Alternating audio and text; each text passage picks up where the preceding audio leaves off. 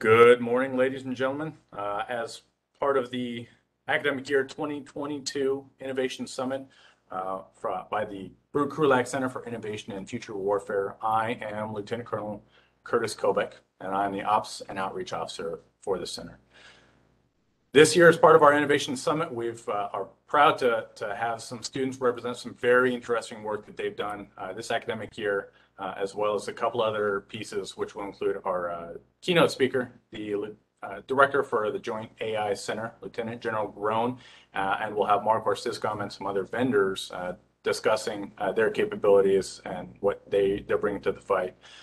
But for the student presentations, I am happy to start off with Major Clark Smith, who is fighting something that is pretty interesting, I think, to everyone, especially given the current conversations going on around the core with Force Design 2030.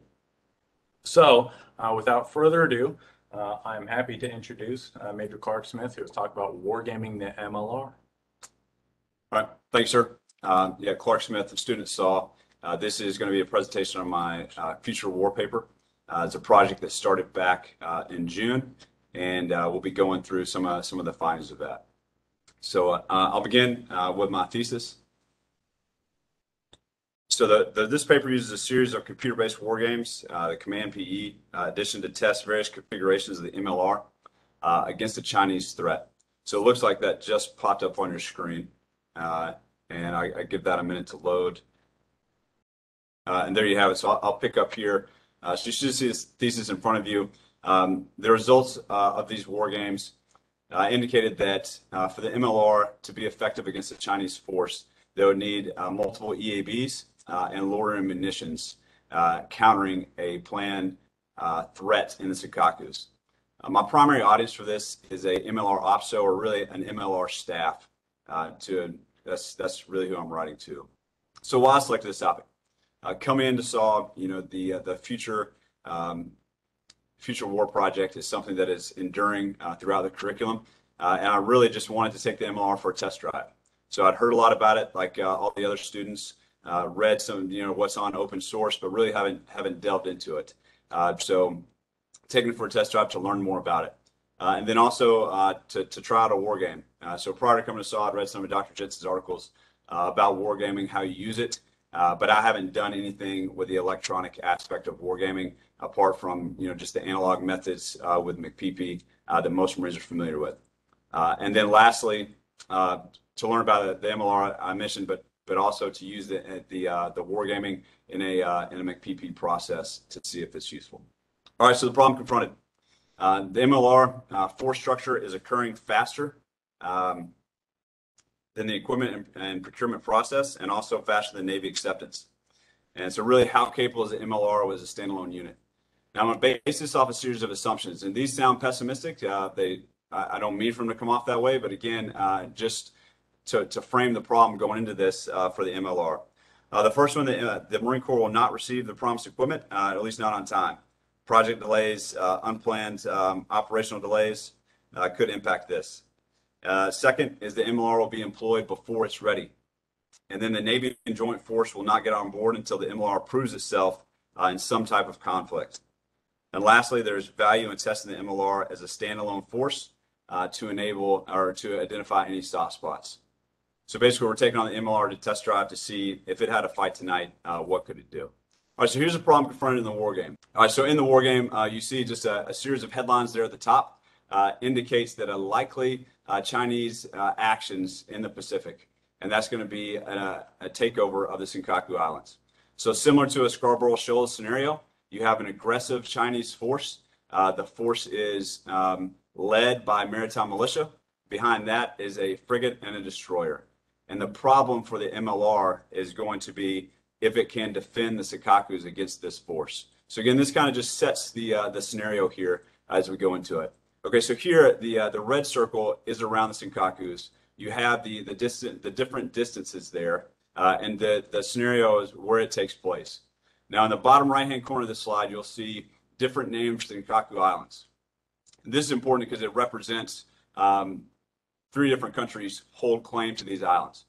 United States obviously backs Japan's rightful ownership to this, but China continues to probe at the Senkaku. So it is a soft spot, and it is why this geography was chosen for the war game. All right, great. So this is the Wargame Breakdown. So this is a series of charts, and on the subsequent slides, I will break down each of these three. So on the left-hand side, you see Wargame set 1, 2, and 3. Those indicate 10 war games. So in the total paper, I take 30 war games, and I break them down in sets of 10. Each set of 10 war games has a certain force package. Now what that means is it has an equipment set, and I'm going to use that same equipment set for 10 war games. I'll change this equipment set, and I'll use it for another 10 war games, and then finally change it the third time for the last set of war games. Within each set, we'll employ it differently. So as you see across here, Wargame Set 1, Force Engagement Alpha, means that same equipment set is going to be employed differently. So I'll just shoot munitions at a different interval, and again, we'll go through this. Based off how that went, we'll change the force engagement for the last set Bravo within that. So that's the overview of how we tested it. Again, using Command PE and working in the Senkaku region. So each set of war games maintain the same terrain, the same objective, and the same enemy. The only variables were the organization configurations and the force engagement methods. Destruction for the plan, destroyer or frigate represented victory criteria for the LCT, which again is the fighting organization of the MLR. The destruction criteria of the MLR, or excuse me, as a maritime militia, was not part of victory criteria. And victory criteria for the Chinese forces was destruction of an MAB or an EAB, or the seizure of any one of the maritime or any one of the Senkaku Islands. So with that, we'll go into the first set of war games here. All right, so what you have is just a picture of the Command PE, right? So as you look at that blue screen, this is what the computer game looked like. Again, I realize it's a little bit difficult to see, but the chart will break it out. So what we started with was one rogue battery there with NSM missiles, a SAMS platoon, so the Mattis, 2 MQ-9s, and then the Japanese Self-Defense Force had a P-23 radar and 2 SAM platoons. The Japanese force was literally brought up from Ishikaki Island, so that force structure was already there to show some of the partnership. And then the reason this force is a little bit lighter was just because of the geography of the Senkakus. So fitting people on these islands was something that I did not think about when I went into this war game, but something that benefited the Command PE was some of these islands were actually underwater when we started, because it does do some of the sea level things, but also just the physical space and the terrain doesn't allow an entire force to be on one island. So it was a scaled down LCT when we began this. And then, so the first one is Force Engagement Alpha. So you see there in bold, Set 1 Alpha. This is how the force was employed. So all rogue missiles fired at separate ships, multiple salvos. Easiest way I can describe this would be a counter battery radar type scenario, whereas the threat was identified by the MQ-9s, and then the force reacted and shot the NSM towards the approaching Chinese fleet. It didn't discriminate against which target, so it hit a lot of the maritime militia.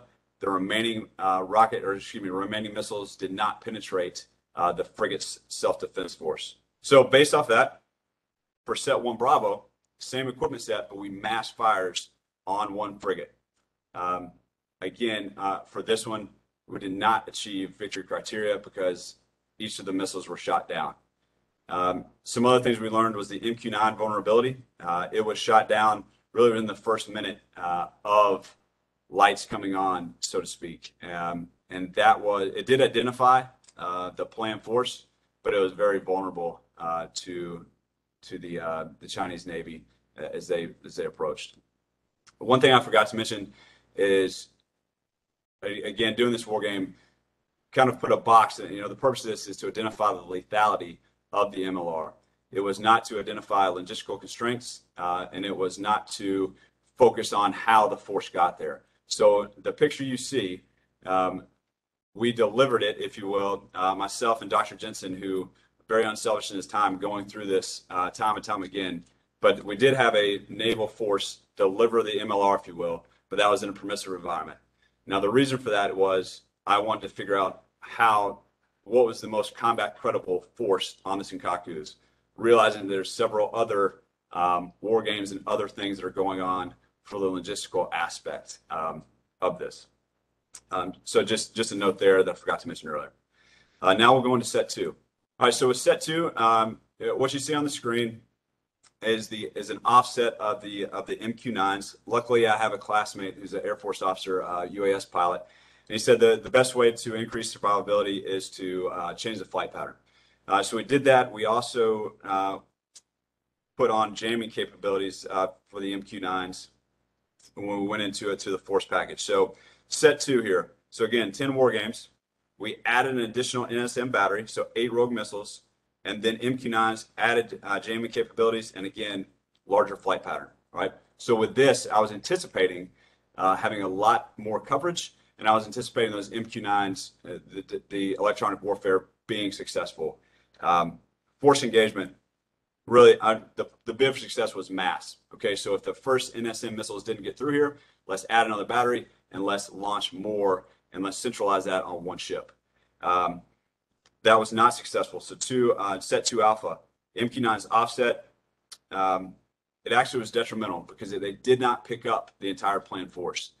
Some of that is where it was slewing, and that was based off a flight box that we gave the MQ-9s, but it was just time in the game. Like it was a kind of a realistic environment. Was that MQ-9 at the right place at the right time? When we started this for the second set, and more times than not, it was not in the right place to identify all of it. So it would identify the frigate, but the destroyer was more offset, and it never did identify that destroyer before it was shot down. EAB fires, the mass fires, again, taken down, so we did not achieve destruction criteria. So how do we change this? In set 2 Bravo, MQ-9 is given a different flight pattern, and then the missiles were launched in a different way, right? So I know this is from the weaponry, especially from the artillery community, speaking with some of my classmates. It was, hey, what is the flight pattern of the missiles? Which direction are they going? Benefits of Command P takes some clickology, but it will go at different altitudes for each missile, and then it will also go a different direction, so they're not all in one line. So we thought this would be have success, because not only do you add another battery, but you're also coming at different angles. It got a little bit closer. We know that from the expenditure report from the Chinese force, but it still did not hit the ship or did not achieve destruction criteria. So that brought us into set 3. So this you have a box. This is again just a picture to kind of give you an idea of what we're looking at. So in the screenshot, you have a little message center that comes up that says 1 MQ-9's been hit. That was well into the game, but that's kind of what it looks like when you're playing this. So only 1 was destroyed there.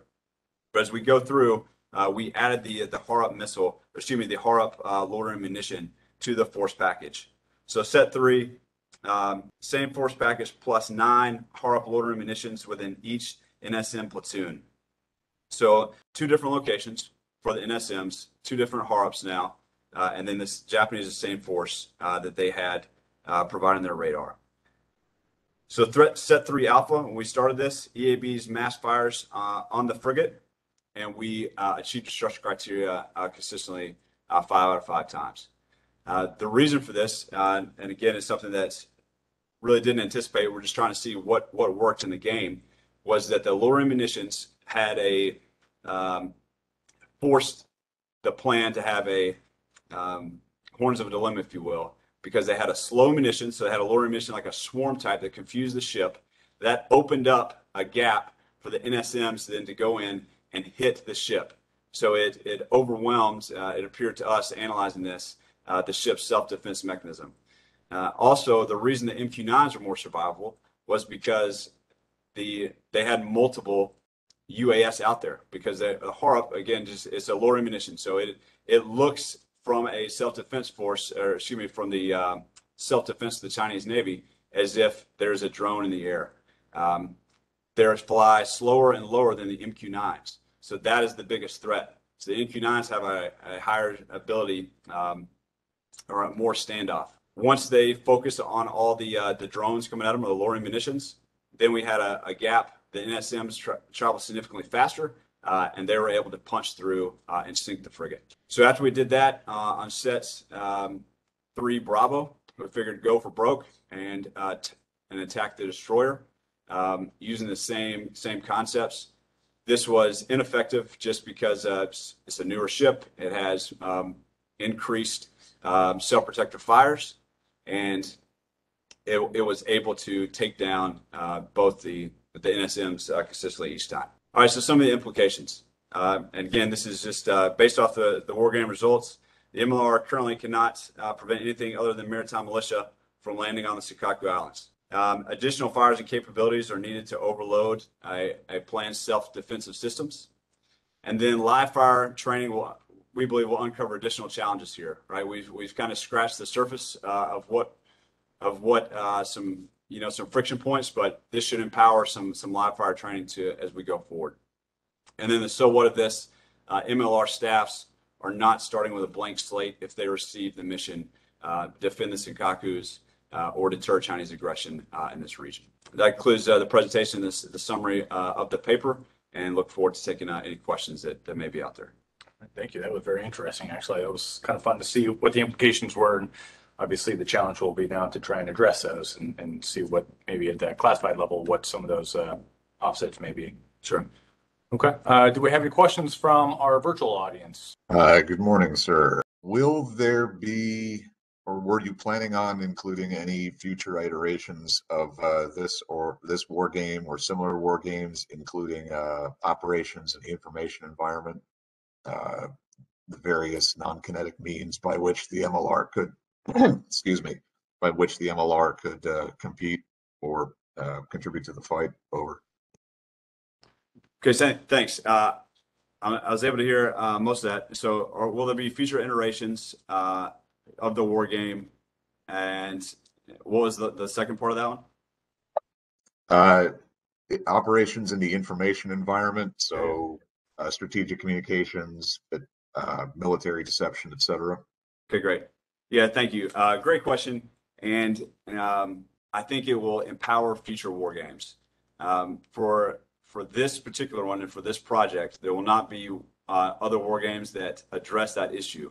But I think that one of the benefits of this is that it sparks other ideas for war games to follow. One of the parallel things that I see with that would be like a rules of engagement or authorities discussion. You know, like what triggered the MLR to fire these? Who told the MLR they could fire these weapons? I think it's a great question. And it's just baked in the scenario of, for this one, where those permissions were there. So similar electronic warfare, or excuse me, information ops, how did we shape this beforehand? And really, based off the MLR, the information ops, could we have deterred China from even coming to those islands in the first place? I think is some very valid questions to ask and for future war games to address. But for this certain scenario, we don't have any plans to do that, though. Thank you. All right. Any questions from here in the room? Yeah. Thanks. Really appreciate the question. So, and if you couldn't hear it, it was, did we consider adding in joint capabilities to the fight? I'm really glad you hit that, because I wanted to take that out, and I wanted to put a box around the MLR and say, hey, fight alone by yourself. What could you do? And what can you not do? And what do we have to have from the joint force? Because to me, there is a tendency to say the joint force will be there and they will do this. And the joint force or a coalition force or a partner force will do this, and they will answer that problem. I think the MLR needs to be able to explain what it really needs from the joint force. And if that's loitering munitions, great. Then we can put that on there and say, hey, look, this is what we can do. Right now, based off these war games, we can take down maritime militia. If you want me to do anything more, I need loitering munitions. Or if I have another war game that says I need something else or a joint force, that's great. But again, just based off this is what I can do, this is what I need. There's also a popular discussion with what about the Hero 120s? Again, I started this in June before that really made headlines, and I knew that was going to be a program of record. But that's a valid future war game to say, okay, the loitering munitions we just bought, could they do the same thing? Or could a cheaper loitering munitions create enough noise to do the same thing as a Harp, which is a more expensive munition. Just to give you an example, a Harp, 600 miles both ways range, 9-hour loader, and a 50-pound warhead, right? So this is a significant thing. Whereas the Hero 120 has got 40-kilometer range, 1-hour loader, and about a 9-pound warhead, right? So just looking at it on paper, you know, we are a significant lower ammunition was used compared to a, you know, one that is, you know, mortar fired. That is, we'll see. Future war games will see if that could have the same effect. Major Smith, I really appreciate you coming over. Thank you, sir. Appreciate It was excellent to hear the findings that you had, even though they may be a little stark for the MLR future, but that's why we do this. So absolutely, and thanks to the Wargaming thing here and Mr. Barrick for all his help and support. Our Ms. Dr. Jensen, Dr. Morris as well for the help getting this project off the ground. all right, thank you. Yep, thank you. Take care. Education is what's important. Training, preparation for the expected. Education, preparation for the unexpected.